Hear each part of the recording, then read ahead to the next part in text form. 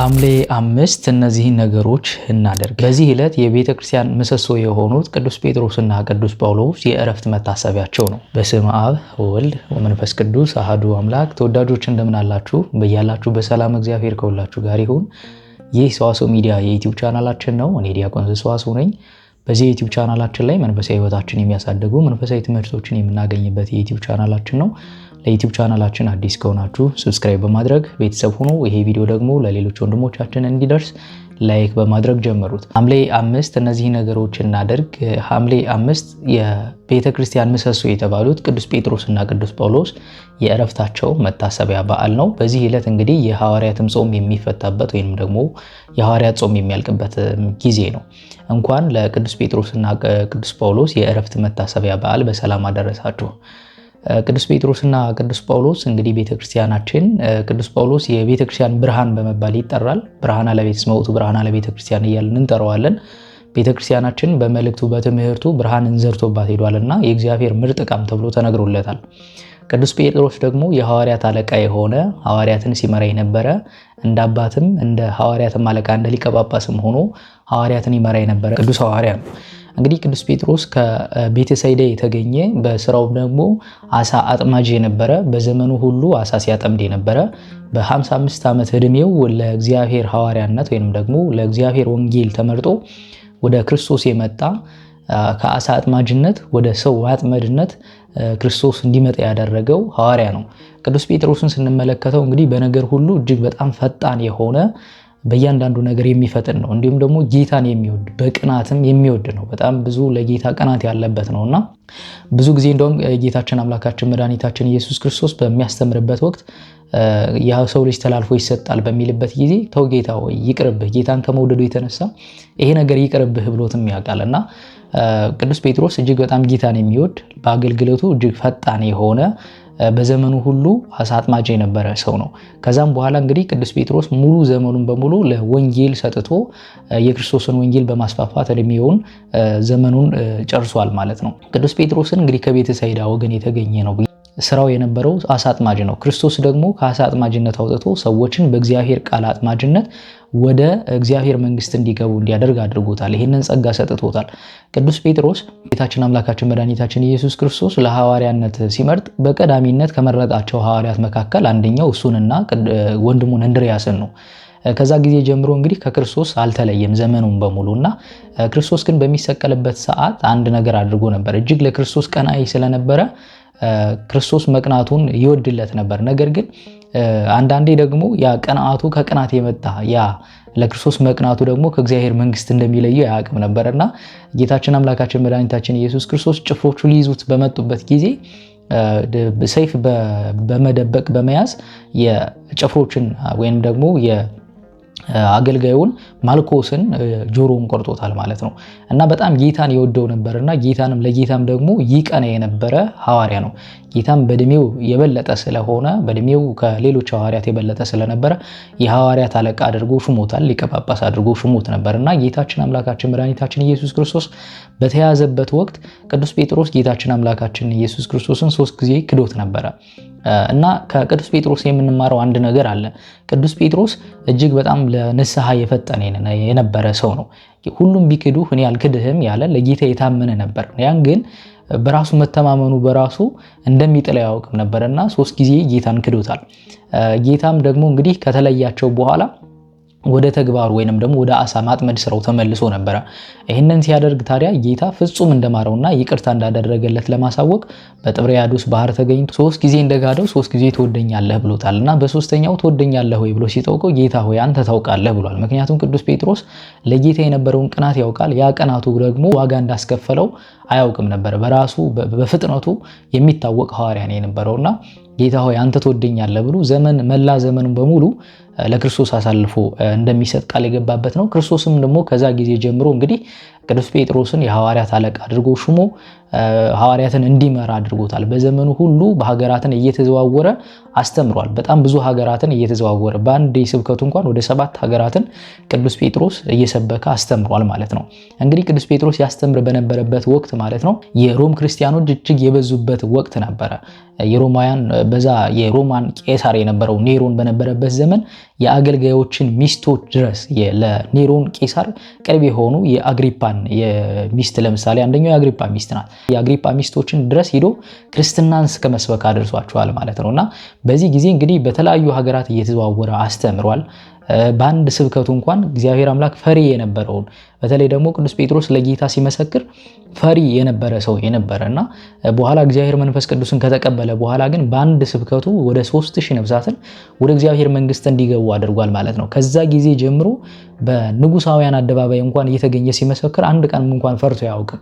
ፍርሃቱን ሁሉ እግዚአብሔር መንፈስ ቅዱስ አጥፍቶለት የእግዚአብሔርን መንግስት ሲሰብክ ኖሯል እና አባቶቻችን እንደውም ኢየሱስ ክርስቶስ በሚያስተምርበት ወቅት እንግዲህ እኛ ዓለምን ሁሉ ትተን ተከተለናል እና ለኛ የሚገባን ምንድነው የሚለውን አባቶቻችን ሲተረጉሙ ምን ብለውታል? የቅዱስ ጴጥሮስን ንግግር ቅዱስ ጴጥሮስ ለመሆኑ ምን ትቶ ተከትሎት ነው የሚለውን ሲተረጉሙ የመጀመሪያ ትርጓሜያቸው ያደረጉት ቅዱስ ጴጥሮስ አንድ አህያና አንድ አሳ ማስከሪያ ነበረው እና እሱን ስትቶ ስለመጣ ሁሉንም ተውኩ ብሎ ተናግሯል ይላል። እውነቱን ለመናገር ግን እንደ ቅዱስ ጴጥሮስ ዘመኑን ሁሉ ለጌታ የሰጠ የለም። እኛ በአለ ዘመናችን ለስጋዊ ፍላጎታችን ማሟላት የምንፈልጋቸው በርካታ የሆኑ ጉዳዮች ይኖሩናል።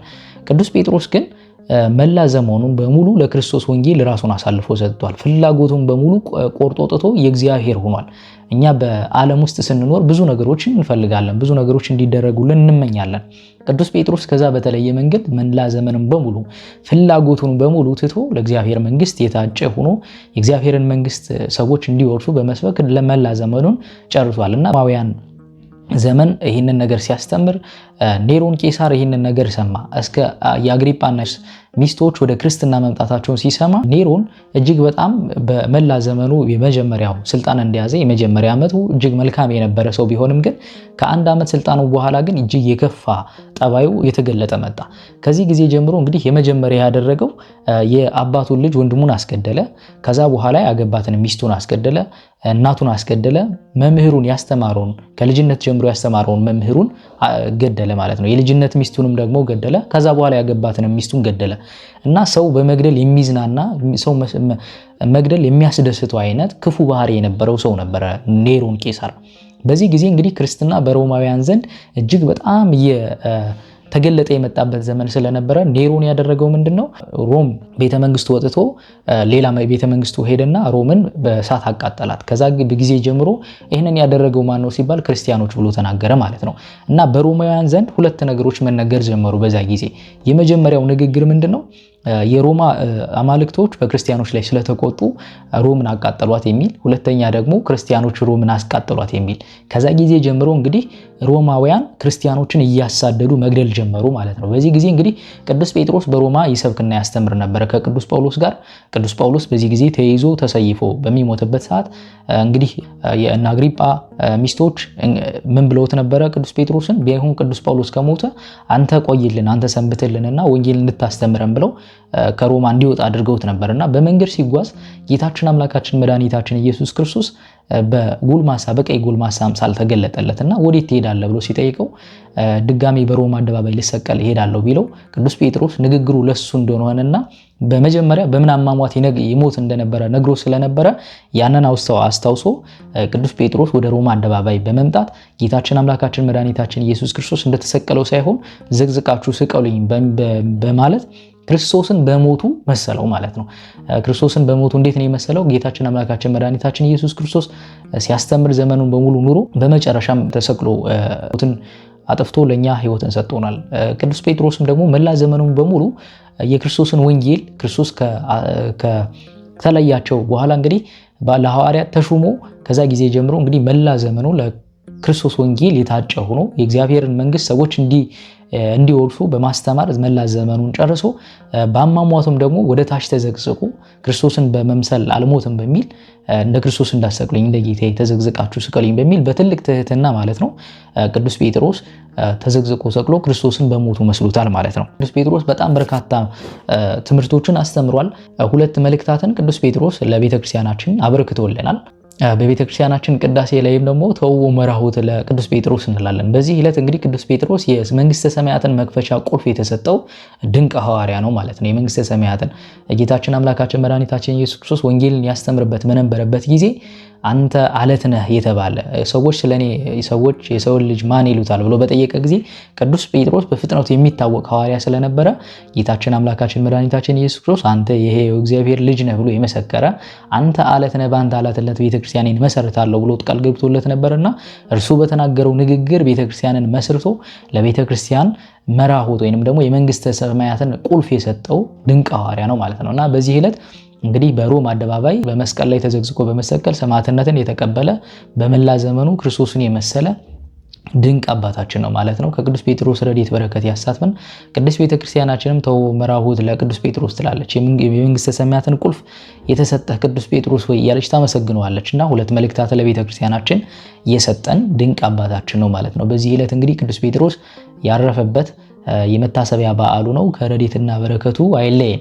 ቅዱስ ጳውሎስም እንግዲህ ከጠርሴስ ወገን የሆነ በልጅነቱ ጀምሮ ገማልያል ከሚባለው የኦሪት ምሁር የተማረ ነበርና እንደውም ቅዱስ ጳውሎስ እጅግ በጣም ከሌሎች ሐዋርያት ቆይቶ የመጣ ከ13ኛ ሐዋርያ ተደርጎ የሚቆጠር ድንቅ አባታችን ነው። ሳውል ይባል የነበረ ለክርስቲያኖች መሞት ምክንያት የነበረ ሰው ነው። ሳውል እንግዲህ ክርስቲያኖችን በማሳደድ የሚታወቅ ነው። ጌታችን አምላካችን መድኃኒታችን ኢየሱስ ክርስቶስ በኢየሩሳሌም ያስተምር በነበረበት ወቅትም ያኔ በ30 ዓመት ይሆነዋል እንግዲህ እሱ በሸንጎ ፍርድ ተቀምጦ ፈሪሳዊ ስለነበር ገማልያል ፈሪሳዊ ነው። እሱም ፈሪሳዊ ሆኖ የኦሪትን ሕግ በሸንጎ ተቀምጦ ያስፈርድ የነበረ ሰው ነውና በዚህ ጊዜ እንግዲህ ከሊቀ ካህናቱ ደብዳቤ አጽፎ ከኢየሩሳሌም 223 ኪሎ ሜትር በምትገኘው ማለት ነው በደማስቆ በመገኘት ክርስቲያኖች በዛ ይበዙ ስለነበረ ክርስቲያኖችን ለማስጨረስ ፈቃድ አግኝቶ ወደ ደማስቆ በሚሄድበት ወቅት እንግዲህ ጌታችን አምላካችን ኢየሱስ ክርስቶስ በመብረቅ አስደንግጦት ሳውል ለምን ታሳደደኛለህ ብሎታል። ማነህ አንተ ብሎ ሲጠይቅ አንተ የምታሳደደኝ የናዝሬቱ ኢየሱስ ነኝ ብሎታል። ከዚህ ጊዜ ጀምሮ እንግዲህ ለ3 ቀናት ምንም ሳይበላ አይኑም ታውሮ ወደ ሐናንያ በመሄድ እግዚአብሔር አምላክም ደግሞ ለሐናንያ በመገለጥ ስለ ሳውል ነው ብሎታል። በጣም የሚያስገርማችሁ ግን ቅዱስ ጳውሎስ ክርስቲያኖችን ያሳደድ ስለነበረ ሐናንያ እግዚአብሔርን ተከራክሮታል። ይህ ሰው እኮ ክርስቲያኖችን ያሳደድ የነበረ ሰው ነው ብሎታል።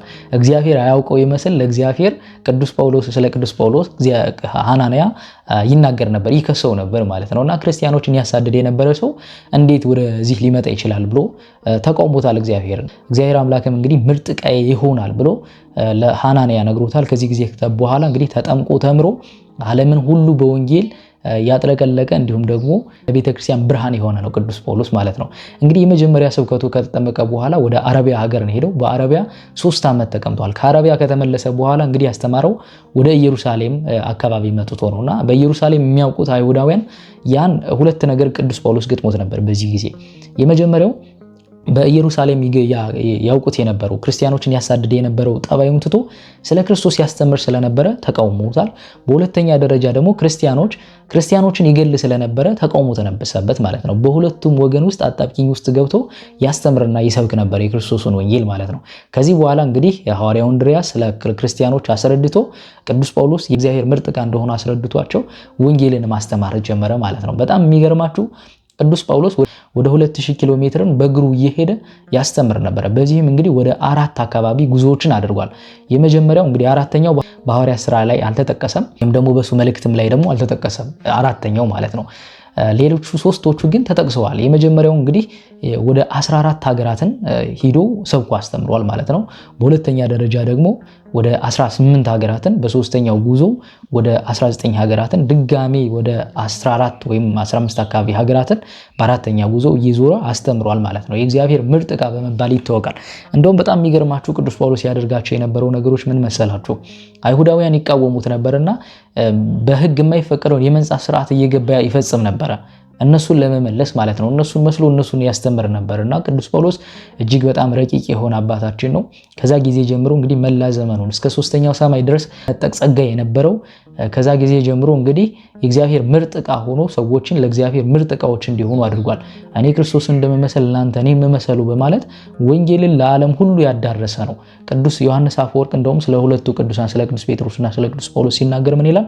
ቅዱስ ጴጥሮስ በኢየሩሳሌም አስተማረ፣ ቅዱስ ጳውሎስ ዓለምን አስተማረ ብሎታል። ቅዱስ ጴጥሮስ በኢየሩሳሌም ቤተክርስቲያንን መሰረተ፣ ቅዱስ ጳውሎስ ደግሞ ለዓለም ሁሉ ብርሃን ሆነ ብሎ ቅዱስ ዮሐንስ አፈወርቅ መስክሮላቸዋል ማለት ነው። ለዘመኑን በሙሉ ለክርስቶስ ወንጌል አሳልፎ እየሰጠ በ74 ዓመቱ ነው እንግዲህ የእግዚአብሔርን መንግስት በሰማዕትነት የተቀበለው ማለት ነው። ዘመኑ ሙሉ ለእግዚአብሔር መንግስት ራሱን ያስገዛ አድርጎ ክርስቶስን ሲሰብክ ኑሯል ማለት ነው። በጣም እንግዲህ የሚገርማችሁ ቅዱስ ጳውሎስ በአሳዳጅነቱ ነበረ የሚታወቀውና ቅዱስ እስጢፋኖስ በድንጋይ ሲወገር ልብሳቸውን ሰብስቦ ይዞ የነበረው እሱ ሳውል የተባለው ጉልማሳ ተብሎ ተነግሮለታልና ቅዱስ አውግስጢኖስ ስለሱ ሲናገር ምን ይላል? በቅዱስ እስጢፋኖስ ጸሎት የጠፋው ሳውል ተገኘ ብሎ መስክሮለታል ማለት ነው። ከዚህ ጊዜ ጀምሮ እንግዲህ ቅዱስ ጳውሎስ መላ ዘመኑን በሙሉ ለቤተክርስቲያን ብርሃን ወደ 4 ጉዞዎች አድርጎ በጣም ወደ 2000 ኪሎ ሜትሮችን የሚጠጋ በእግሩ ተጉዞ ያስተማረ ድንቅ አባታችን ነው ማለት ነው። እና ቅድስት ቤተክርስቲያናችንም ደግሞ ተውህቦ መራሁት ለቅዱስ ጴጥሮስ ወድንግልና ለዮሐንስ ወመልእክት ለቅዱስ ጳውሎስ ብላ እስመ ውእቱ ብርሃን ለቤተ ክርስቲያን ብላ ታመሰግነዋለች ማለት ነው። በመላ ዘመኑ ሙሉ ቅዱስ ጳውሎስ ዓለምን ሁሉ ወደ ቤተ ክርስቲያን እንዲመጡ ወደ ክርስቶስ መንግስት እንዲወርሱ ዓለም ሁሉ ክርስቶስን እንድታይ ያደረገ ድንቅ አባታችን ነው። በዘመናችንም ድረስ እንግዲህ 14ቱ እያንዳንዱ ቀን በ365ም ቀን እያንዳንዱ መልእክት እንግዲህ በተለያየ ጊዜ የተለያዩ መልእክቶች በቅዳሴያችን እንዲነበቡ ቅድስት ቤተክርስቲያን ስርዓት ሰርታ የሱን መልእክቶች አሁንም እናደምጣለን ማለት ነው። በኔሮን ቄሳር በሐምሌ 5 ቀን በ67 ዓመተ ምህረት በአንድ ቀን ከቅዱስ ጴጥሮስ ጋር ሰማዕትነትን የተቀበሉበት ዕለት ነው። በዚህ ዘመን እንግዲህ ያው ኔሮን በጣም ብዙ ክርስቲያኖችን ያስጨረሰበት ጊዜ ስለነበረ እሱም ሰማዕትነትን ከተቀበሉ ቅዱሳን አባቶቻችን መካከል አንደኛው ነው ማለት ነው ቅዱስ ጳውሎስ። በእውነት ረድኤትና በረከቱ በሁላችን ላይ ይደርብን። ብርሃን ለቤተ ክርስቲያን ሆኖ ቤተ ክርስቲያንን ብርሃን እንዳደረጋት ለኛም ለህይወታችን በምልጃና በጸሎቱ ህይወታችንን ብርሃን ያደርግልን። ቅዱስ ጳውሎስ እንግዲህ በምልጃው ደግሞ ብርሃን ህይወታችንን ብርሃን የሚያደርግ ድንቅ አባታችን ነው። ፈጥኖ የሚደርስ ነው። ዮሐንስ አፈወርቅ ቅዱስ ጳውሎስን መልእክት በሚጽፍበት ጊዜ ተገኝቶ እያስረዳውና ይነግረው የነበረ ድንቅ አባታችን ነውና ለሚለምኑት ሁሉ በምልጃና በጸሎቱ ፈጥኖ የሚደርስ ነው።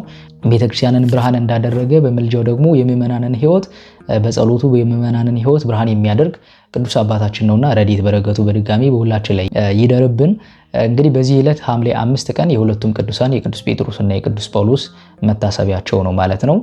በዚህ ዕለት እንግዲህ በቤተክርስቲያን በመገኘት ቢቻለን እንግዲህ ከመዝሙረ ዳዊት የ150ውን መዝሙረ ዳዊት በመጸለይ ባይቻለን ደግሞ የዕለቱን መዝሙረ ዳዊት በመጸለይ ቅዱሳን አባቶቻችን በመገኘት በቤተክርስቲያን ማህሌቱንም የቅዱሳን አባቶቻችን የቅዱስ ጴጥሮስን የቅዱስ ጳውሎስን በዓል መታሰቢያቸውን ማክበር ይገባል ማለት ነው። በቤተክርስቲያን በመገኘት ቅዳሴውን በማስቀደስ ማህሌቱን በመቆም በጸሎት በመትጋት ሌሊቱን ማሳለፍ ይገባል ማለት ነው።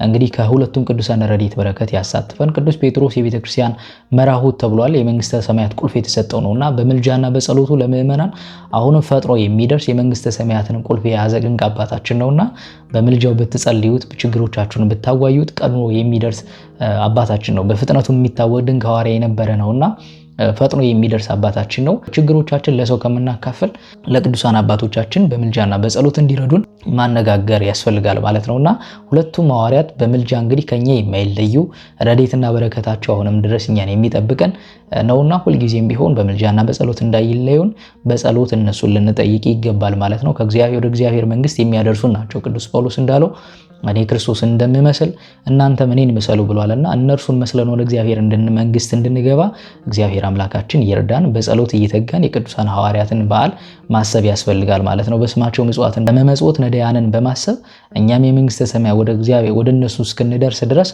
እነርሱን መስለን ማለፍ ይገባል ማለት ነው። እግዚአብሔር አምላካችን ከጅማሬ እስከ ፍጻሜ አብሮን ስለሆነ ስሙ የተመሰገነ ይሁን። አቤቱ ቅዱስ እግዚአብሔር አምላካችን ሆይ በአንድ ልጅህ በጌታችን በአምላካችን በመድኃኒታችን በኢየሱስ ክርስቶስ በእርሱ ያለ ጽን ክብር ላንተ ይገባል። ከእርሱም ጋር ከመንፈስ ቅዱስም ጋር ትክክል የሚሆን ዛሬም ዘወትርም ለዘላለሙ አሜን።